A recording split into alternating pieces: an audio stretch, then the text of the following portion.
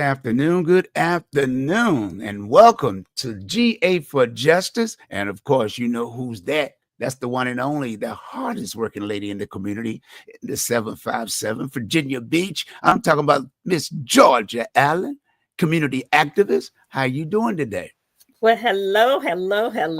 It's um, a little different getting used to this background. They have so many out there, and trying to find one that's comfortable, that is inviting and make the audience feel comfortable. So we're doing a little something new today. Okay. With that being said, it is so good to see you, Henderson, as always. Thank you so much for allowing us this platform to share with our listening audience. And again, my name is Georgia F. Allen, and I am here with GA for Justice. And our today's topic is faith, family, and friends. And you know what friends mean? Friends mean our community. So faith, family, and community, or faith, family, and friends. It's interchangeable. Our KWANZA principle today is Imani, or faith, to believe with all our heart in our people, our parents, our teachers, our leaders, and the righteousness and victory of our struggle. Because if there's anybody that have had struggles, it is our community. Our faith message is Hebrews 6. But without faith, it is impossible to please God. For he that cometh to God must believe that he is, and that he is a rewarder of he that diligently seek him. And he said, well, why did you choose that faith message today? Because there's a lot of faith messages in the Bible. And I chose that particular faith message because we seem to be working in impossible situations right now. There's chaos, there's confusion, there's division, not only in the nation at large, but there's divisions in our families, there's divisions in our churches, there's divisions in our community organizations. And so we see ourselves surrounded by so much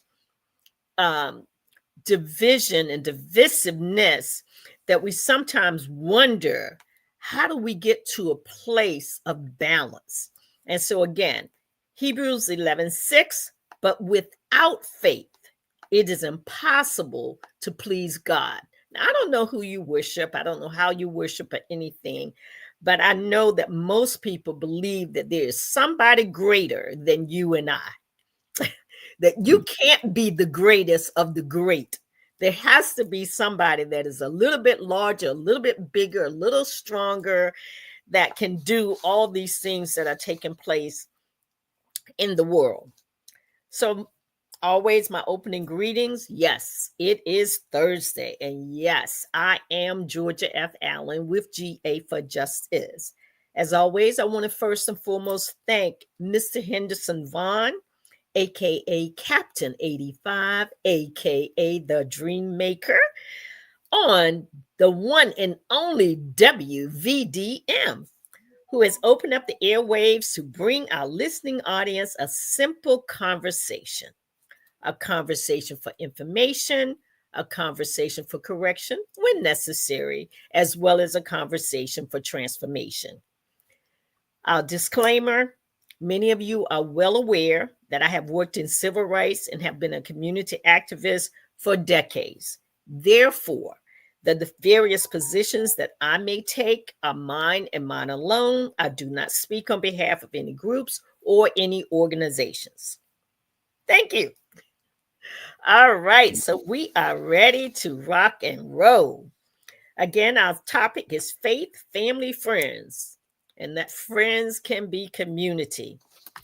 First and foremost, we must have a focus and fierce commitment to our faith, to our family, and of course, to our friends and our community. It is absolutely important, regardless of what's going on all around us. We have to have a focus and fierce commitment, because if we don't, everything that comes along with every wind that blows, we're going to get off track. We're going to get off center. and we're going to find ourselves going around and around in circles. I think we had a song about that years ago. Got me around in circles. And, if we stay focused, it's a lot easier to stay on track and move toward our goal.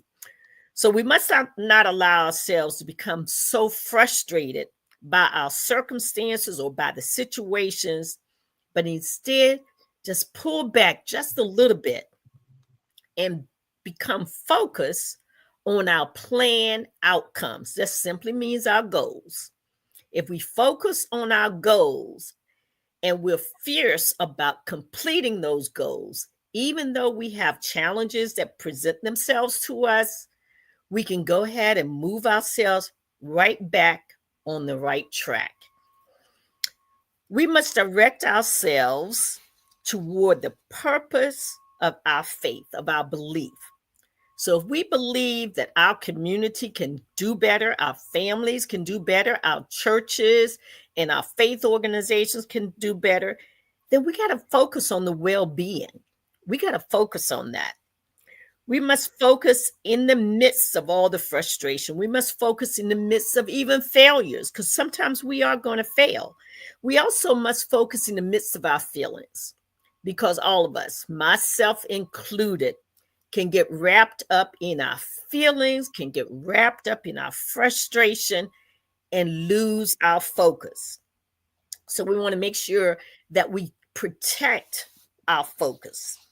We must be fierce protectors of what is important to our family, to our faith, and to our friends or our community. Keep in mind, our careers and the things all around us can be very challenging at times. And guess what? Our faith can also challenge us. Because a lot of people, they think, oh gosh, once you have faith, once you feel like you're saved, or once you feel like things are going right, we get comfortable. We get very comfortable because everything seems to be going as planned. But guess what?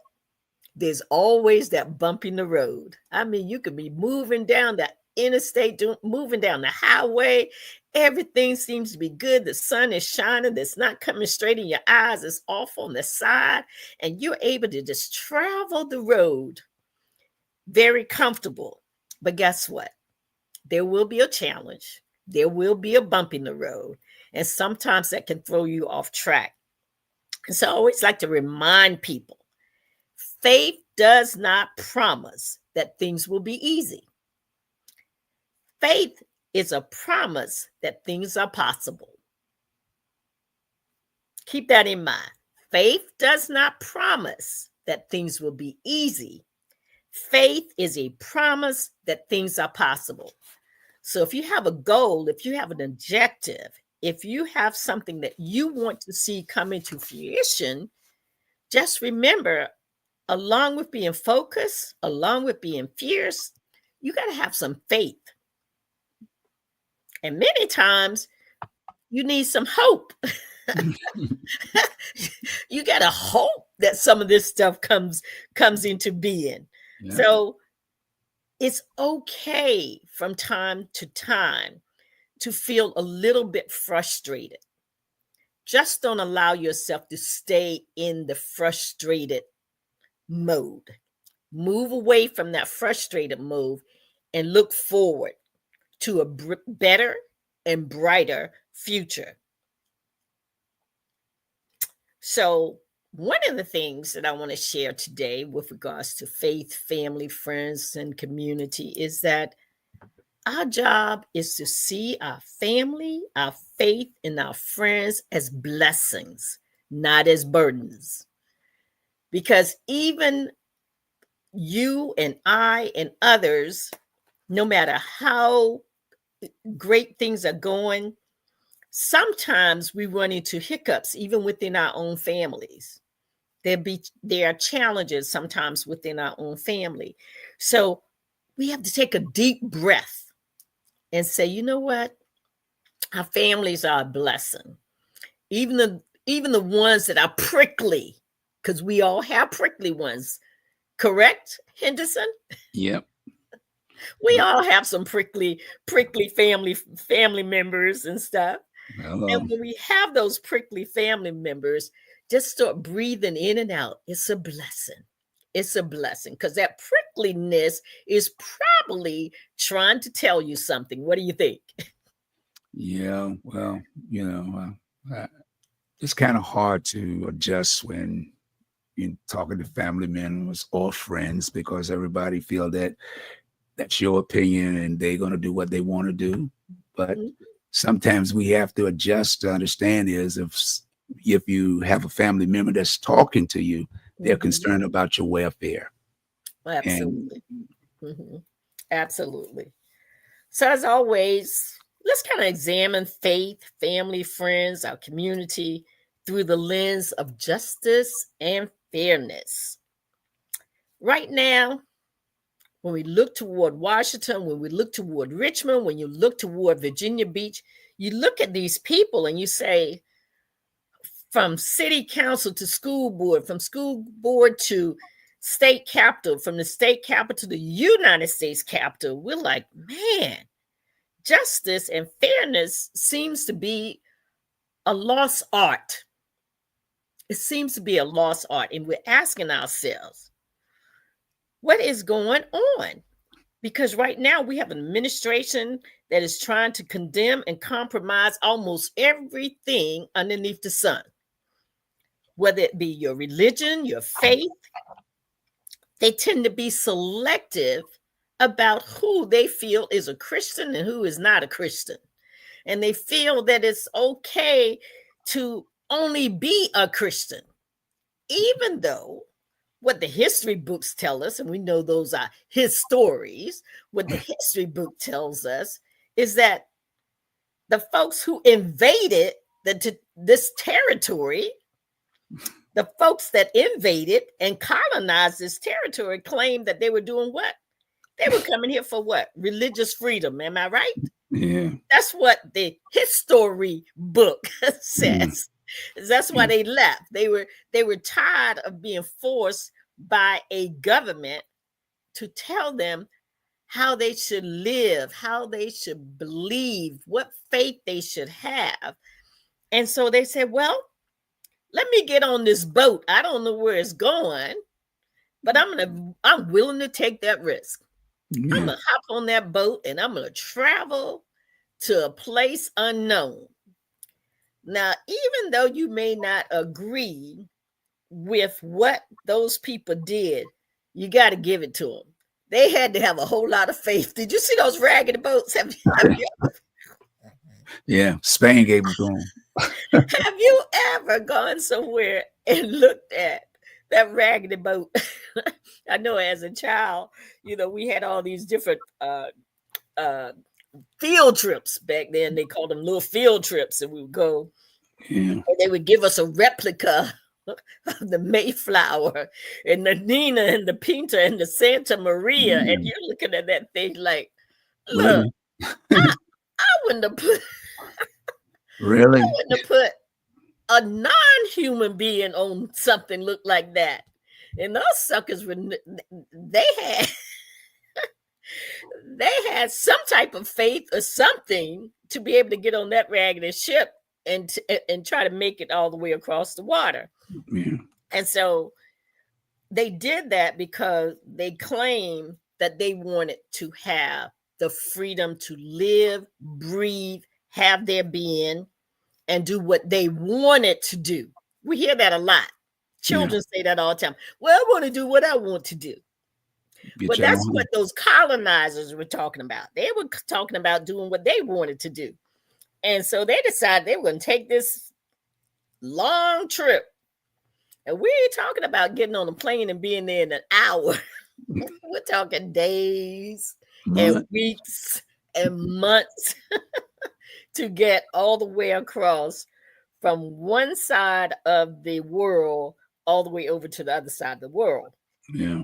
But the interesting thing of what's happening right now, and I don't know if I would call it interesting, Mhm. it's almost sadness. That's what's taking place right now. Again, we have an administration that is pushing against persons living by their faith, pushing against what religion someone should be a part of, and that they want a national religion and things of that nature, and trying to determine what is the correct way to worship. Now, I have worshiped in many, many denominations, gone to different denominations, and sat in the places of people who are supposedly worshiping. And I really don't want someone to tell me how to worship or who to serve or how I should serve. So I'm not real anxious for someone that we all know don't even go to church. Hello. He doesn't know one book in the Bible. He tries to make them up when someone asks him any questions as it pertains to religion. So the last person you want to tell you anything about religion is someone who doesn't know anything about religion. Nothing, zero about religion. So this idea of telling the nation that there will be one religion is unjust, and it must be challenged. As activists, our job is to push back. It's to push back. We work to change policy, or we work to create policy. Anything that is contrary to justice, contrary to equity, contrary to fairness, it is our responsibility. And even those who don't even consider themselves activists, when you hear of something that is unjust, that's unfair, you too have a responsibility to push back against that. And we also don't want to sit around watching one particular religion going under attack, because if we are silent on an administration attacking one religion, they get comfortable and decide to attack another and another and another. And again, someone who does not know anything whatsoever about religion should not be telling other people who they should serve, how they should serve, where they should serve, or whatever. So keep in mind, an attack against one can ultimately become an attack against all. And that's important for us to know. It's important for us to study so that we make sure that we don't fall into the trap of all of this foolishness and this disinformation that's coming at us at almost a warp speed. So again, today's topic is faith, family, friends.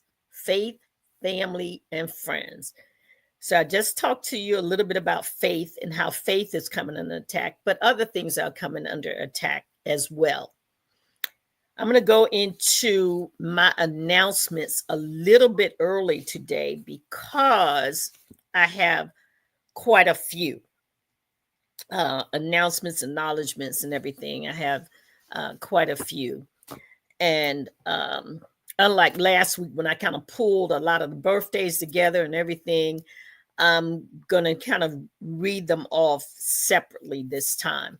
I'm going to start with a gentleman, Henry J. Lewis. He was born in 1932, but he passed away in 1996. So he is one of our ancestors. But on June the 1st in 1968, he becomes the very first Black musical director of an African Black musical director of an American symphony orchestra. Never been done before. Now think about this. That was 1968, the same year that Dr. King was assassinated. So it hasn't been that long ago. The first to direct an American symphony orchestra, and that was done it was the New Jersey Symphony. Mhm. And I was looking at the different things that people from our community have done. But this gentleman was born in 1932. Think about that.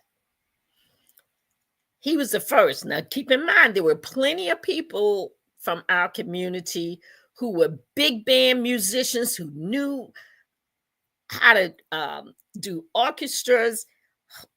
I mean, opera, all of these different things that we knew that we were talented in. But it took to 1968. It's hard to fathom that it took that long for a Black musical director to be the orchestra of a symphony in America. Then there was Samuel L. Gravely. Mr. Gravely was born June the 4th, 1922. He passed away October the 22nd, 2004. This gentleman was a U.S. naval officer. On June the 2nd, 1971, take a look at that again. He became the first African-American admiral in the U.S. Navy. He was the first African-American in the U.S. Navy to serve aboard a fighting ship as an officer, the first to command a Navy ship, the first fleet commander, and the first to become a flag officer. Mr. Gravely retired as a vice admiral of the U.S. Navy. This gentleman was born in Richmond, Virginia, another Virginia person. He graduated from both from Columbia University and Virginia Union University in Richmond, Virginia. And I thought that was fascinating. Here we have again another Virginian. And as we look at our history, we find over and over again the number of people, African Americans, who came out of Virginia who were extremely successful in the things that they did to bring about change in this nation. So, Mr. Samuel L. Gravely, born June 4th, 1922. I'm going to try to get all my this week birthdays of some of the people out there, their birthdays, and in some instances, some successes that took place. Now, on June 3rd, 1890, L.H. Jones patents the corn harvester. Has anybody ever worked in a cornfield? I have. I've done it before. Yeah. You're talking about itching. Trying to pull those corns off the husk and get them in the basket and everything. Oh my gosh. So even though he had invented it, all the places didn't necessarily use it right away because there were Black people to do the farming. And so they didn't necessarily invest money in the corn harvester. So there were still people in the 50s and the 60s still going on farms and I guess you call it husking corn. you pop the corn, you throw it in the basket, and then a lot of times you were able to take some of the corn home for the family and everything. But this gentleman did this all the way back June 3rd, 1890. 1890, and in the 1900s, we were still working on farms. Now, on June 4th, 1972, The one and only Angela Davis was acquitted of all murder and conspiracy charges. All right, June ma'am. 4th, 1972. Anybody knows Angela Davis? She was an activist and still is. You can still pull up Angela Davis. I believe she teaches in a college out in California now. She still does speaking engagements and she is still as sharp as ever. But Angela Davis put up the Black Power sign along with the Black Panthers and others. And of course, as always, the government tried to get her, but they couldn't. Mm. They acquitted her June 4th, 1972, of all charges, all murder charges and conspiracy charges. So don't ever forget Angela Davis. On June 5th, 1987, Dr. May C. Jemison becomes the first Black woman astronaut. Great things happens in June. Hello. Unfortunately, we have some sad things that happen too, but great things happen in June. Dr. May C. Jemison becomes the very first Black woman astronaut. And that was another phenomenal event to see her go into outer space and come back safe and sound, because, you know, we lost Brother McNair with that incident with another space shuttle. And so we want to celebrate those who are still here with us, and we want to commemorate those who are no longer with us. Another thing that took place on June the 6th, 1833, the first annual People of Color Convention was held in Philadelphia, Pennsylvania. Can you believe that? All the way back to 1831. So when people say, well, we can't get along, we can't stay together, and we can't do this, look, we did it. We did it all the way back in 1831. We came together for the people of color.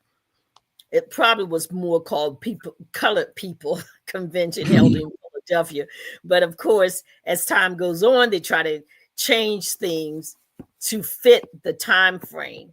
But that kind of amazed me, because I'm thinking 1831, that's quite a number of years ago. You know, in 1930, 100 years. And we're coming up on 2031 in 6 more years we'll be at 2031. That will be 200 years ago. Wow. Amazing, isn't it? Yeah. And they came together in Philadelphia. Then poetess Gwendolyn Brooks, born June the 7th in 1917. She was the first African American to win the Pulitzer Prize for her poetry in 1950. In 1950, she was the first Black woman, first African American to win the poetry Pulitzer Prize. And she was phenomenal too, Gwendolyn Brooks. And we want to acknowledge and celebrate and commemorate these people. Now, this month is Men's Health Month. It's Alzheimer's and Brain Health Month. And it's Juneteenth.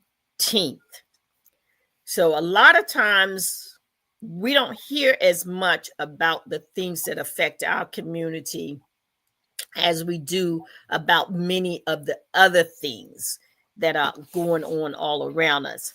So my show, I try as much as possible to focus on the things that are about our community. We know that we have persons who suffer from Alzheimer's and dementia and have different types of brain diseases, but we also know how important it is in the month of Father's Day, how important it is for our men take care of their health and do preventive health measures.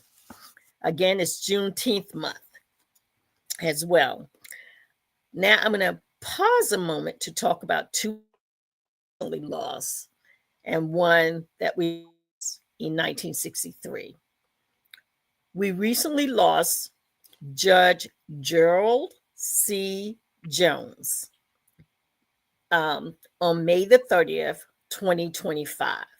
He has now become an ancestor. Judge Jones worked in juvenile justice for years. He was a former state delegate.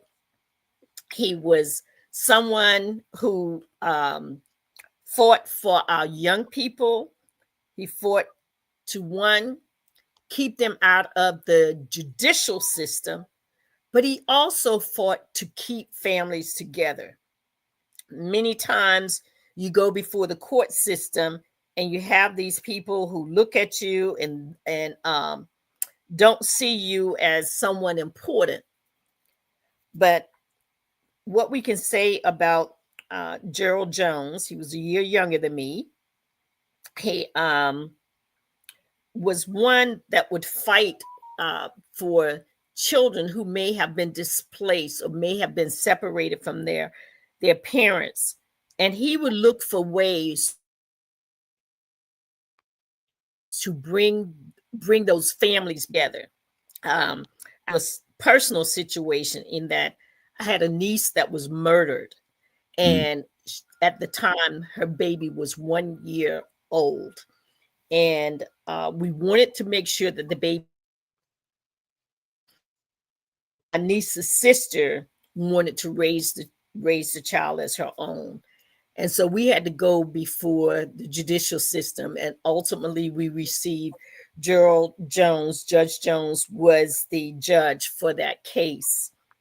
And he ruled in our favor, because when an infant child passes away, a parent passes away like that, it's very easy to move those children into some type of foster care. And of course, when my niece was murdered, she had her daughter in her arms and she cradled her and prevented her from being lost. And so therefore, what took place is that the child temporarily was put into a temporary care facility. And so we had to fight to bring that child back to us. Fortunately, she is now 17 years old. She is an all-A student, and we are so proud of her. Of course, I'm not going to mention her name or anything like that, because you know how people are. Yeah. They will harass young people and things of that nature. But anyway, I want to thank the Honorable Judge Jones for what he did for our family in keeping our relative in the family and not lose her, and not have her in foster care somewhere. The other thing that I want to announce today is, of course, and this is early, but Medgar Wiley Evers was born July the 2nd, 1925, and was assassinated June 12th, 1963. The same year Dr. King did the I message in Washington, D.C. Medgar Evers was a civil rights activist. He was the first field secretary in Mississippi. Medgar Evers was a U.S. Army in World War II. He fought to end racial segregation at the University of Mississippi, and he fought for voting rights. So we want to acknowledge Medgar Evers, and this one is a tough one for me as well. I was born on Medgar Evers' birthday. So I remember every single year that Medgar Evers a tough one for. But anyway, we wanted to acknowledge all of these people. And then the other thing that we want to acknowledge as well, because there's a lot going on in our community. So Monday, June did I put the date? The second Monday of every month is, of course, the NAACP meeting, general membership meeting. It's at 7 p.m. and it is at the Hive. So if you're not doing anything on next Monday, which will be the 9th, because Saturday is 7th. So the 9th of June will be the NAACP meeting. It will be at the Hive in Virginia Beach at the corner of Independence Boulevard and Columbus Street. And it's at 7 p.m. We do invite you to come and join us for the NAACP meeting. Okay. Righty. I think that's everything for now, because the rest I'm going to do at my closing. So those are the acknowledgments, the commemorations, and the announcements of things that are taking place. And some I will probably announce again. I will, of course, acknowledge the life of Medgar Evers again next week, and I will acknowledge again in July on his birthday, Dr. King, Medgar Evers, Minister Malcolm X, and others. We need to acknowledge them at other times other than on February, okay? So that our young people will get in the habit of looking up our people and not just, plan it all on one month. We want them to plan throughout the year and acknowledge throughout the year the many different people who have been so instrumental in what we enjoy today because of their sacrifices. It's their sacrifices that have positioned us to be where we are today. Okay? So with that being said, those are pretty much our announcements, acknowledgments, and our commemorations.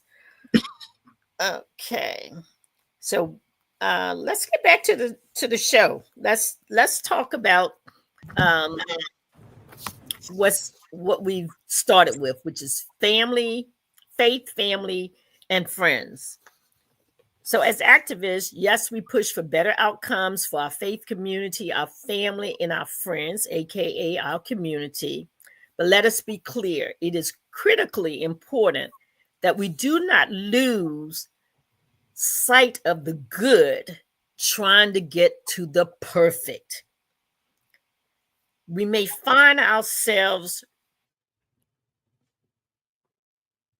trying to improve conditions and we get stuck, prove to be a waste of our time because time is finite. We only have but so much while we're here. And once it's gone, we cannot get it back. So I want to encourage us as we're out here fighting for justice, as we're out here fighting for equity, as we're out to ensure that things that we've made are not taken away, they're not diminished.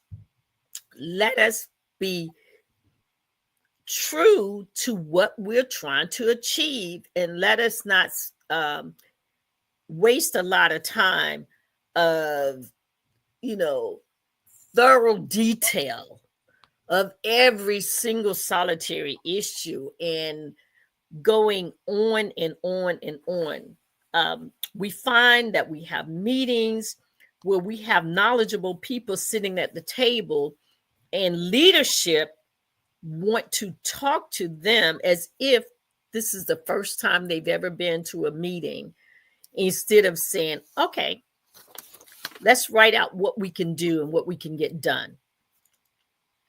And I say that because I am very concerned about what is taking place in our community right now. I had an incident with our mayor I went to our city council meeting, and this is how important this is, that we don't waste a lot of time, because if we waste a lot of time, we will find that people can become dismissive because we're not focusing on the right issues. So I was at the council meeting, and so I waited until the end of the council meeting because I was concerned about some of the things that was going on in the community. So he normally comes down, which he did, and I spoke to him directly, and I said, hey, I said, I'm really concerned about the recent shootings in the community, as well as the recent accident where one of the police officers was DUI. Now, most people would say, thank you for making me aware that as a community person, you are concerned, and we'll look at it further. That's what people normally would say if they consider themselves a person of integrity, if they consider themselves a leader. His response was, this killing going on everywhere. I'm saying, but I live here. I don't live everywhere. I live here.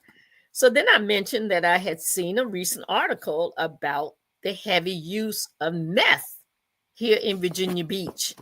And I said, I'm also concerned about the meth that is, that they're talking about, all over. And he said, well, there's meth use everywhere.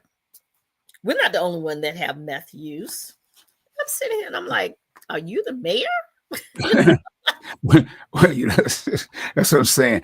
That might be going on everywhere, but you ain't being a mayor here. Is that just response? And I say that to say this, is that it is critically important that we do speak to our elected officials and we let them know what we're concerned about.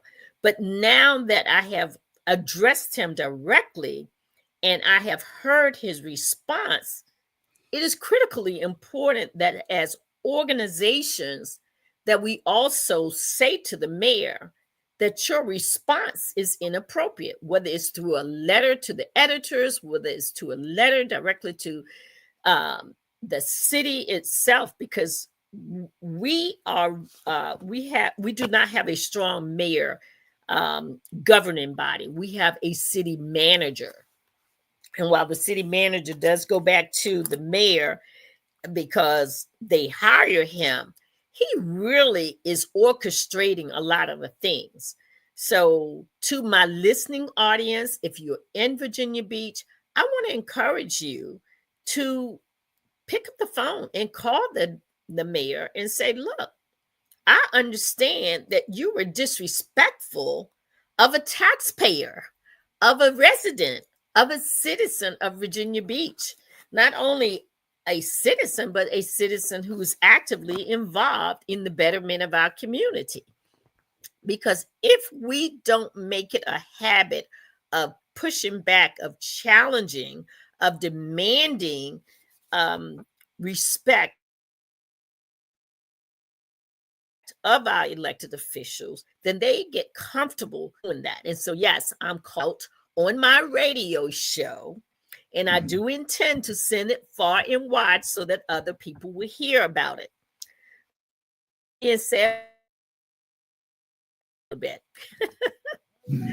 All righty, let's talk about family. Our family consists not only of our blood relatives, but keep in mind we have extended family. We have other people that we're just close to. And there can be that constant push and pull among our close relatives and relationships to improve conditions within the family.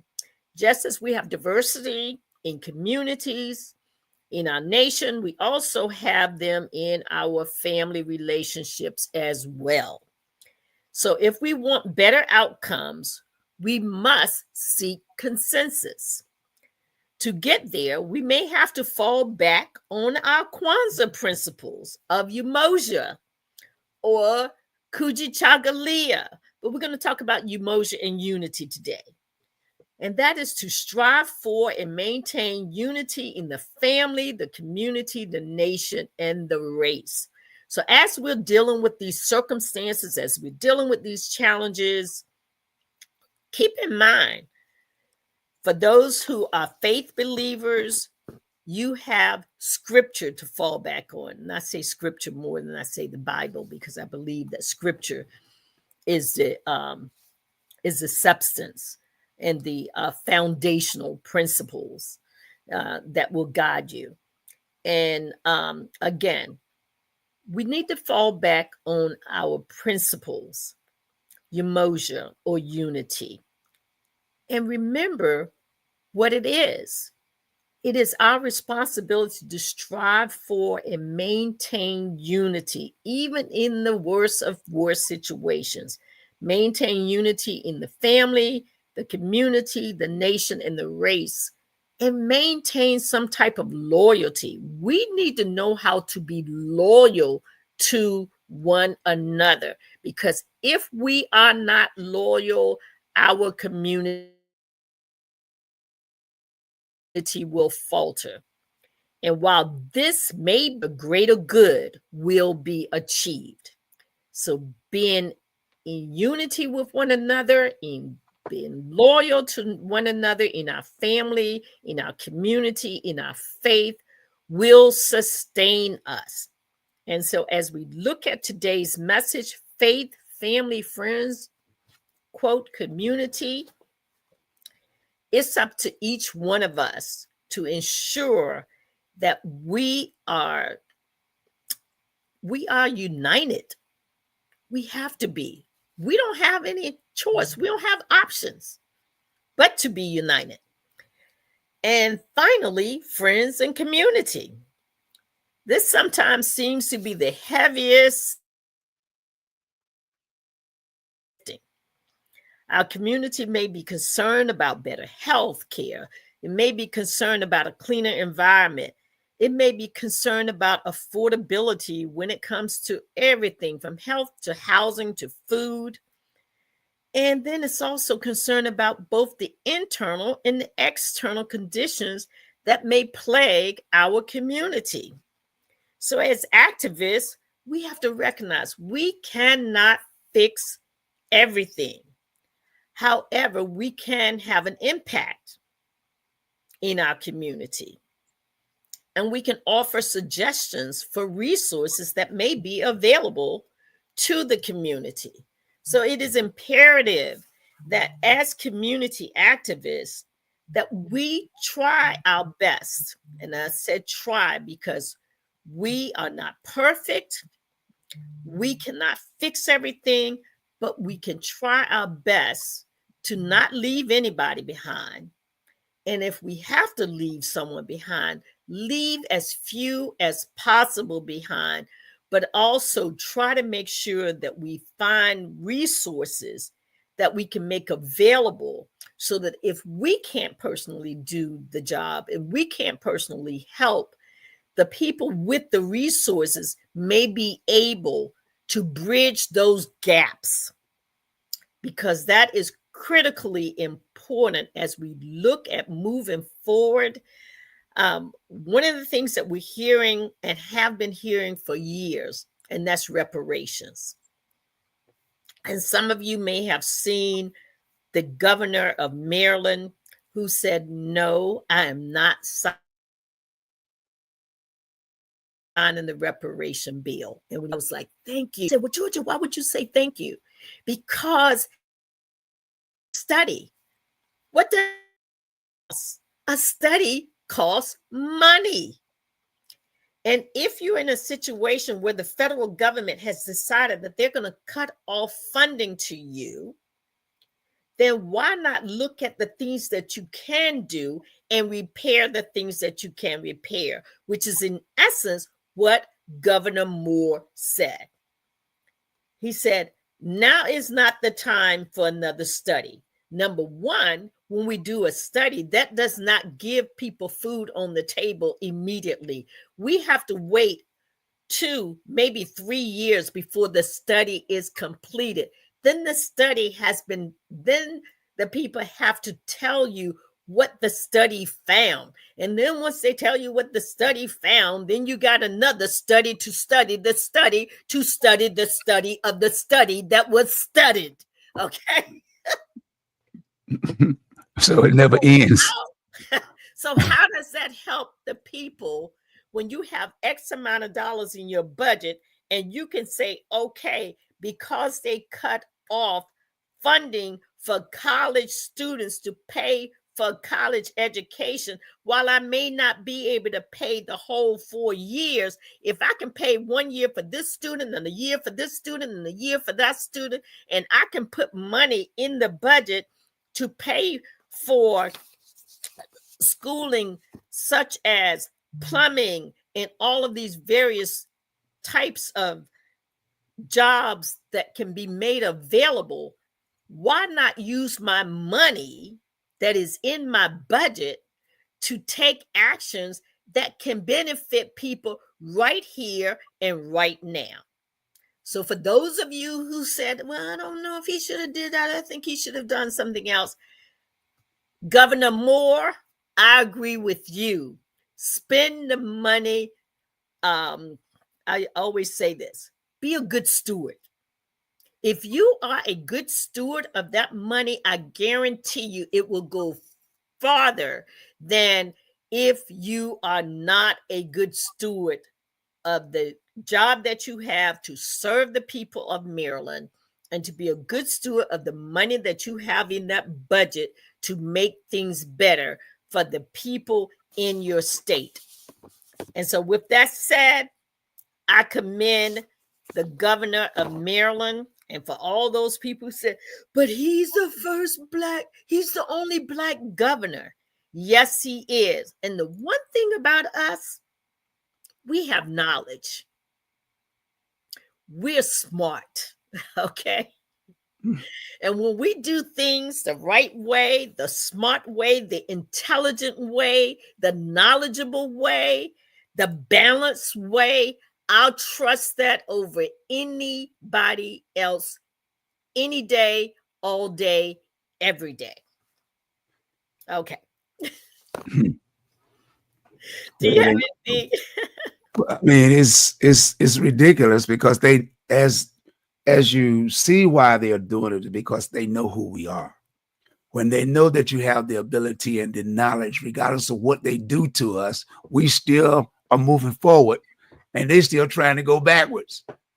So what they do is they're not going to give you money, but what they're going to do is eliminate so that you can get in debt and increase more debt to what you're making. And then what happens? You have no good credit. So now if they pass a bill, now your credit is messed up. Now you can't get a student loan because now nobody's going to give you a student loan because you can't afford to pay it back. Exactly. So they got either way. Restorations is that we should have got restorations a long time ago because that's what we are on the stock market. It's called a commodity. Right. They trade us on the stock market. Absolutely. So by them doing that, that's why the 13th and 14th Amendment, why don't they ever change that? They can change everything else. But if they change the amendments, then they can't pull you over and arrest you. That's the pipeline to prison. What we want to do, and this is why I said sometimes we get bogged down in the minutia, and we get bogged down in the paralysis of analysis. And we have an opportunity now where there are issues. Let's look at ways to change policies. And if it's that amendment, let's look at how we're going to do that. Because if we keep doing the same things, we are going to get the same results. No ifs, ands, or buts about it. It's going to be the same results. Yeah. And with that said, I'm going to close out with a few items. This is not going to show up. I forgot. I got the other background, so the background will prevent this from showing up. But anyway, some things that the community needs to know about: Centera 3D mobile monography bus. It's basically a truck, but I like to call it a bus. Okay. But anyway, they will be holding mammograms. They will be doing early detection mammograms. Hopefully, they're early at Princess Anne Library, 1444 Nemo Parkway in Virginia Beach, zip code 23456. And this is going to take place. Everything is on Thursday, June 12th, 2025. I don't know what happened that everything seems to be on my birthday. But if you need to do have a mammogram done, it is between 9 a.m. and 3 p.m. And you can call and schedule an appointment. I do believe they are also taking walk-ins. The phone number is 757-785-4138. Again, if you're in Virginia Beach, that is 757-785-4138. Allows you the opportunity to get a mammogram done. And we need people to get their mammogram done so they can stay healthy. And if there is a problem, they can catch it early. The last thing that I want to announce is Hope Hub.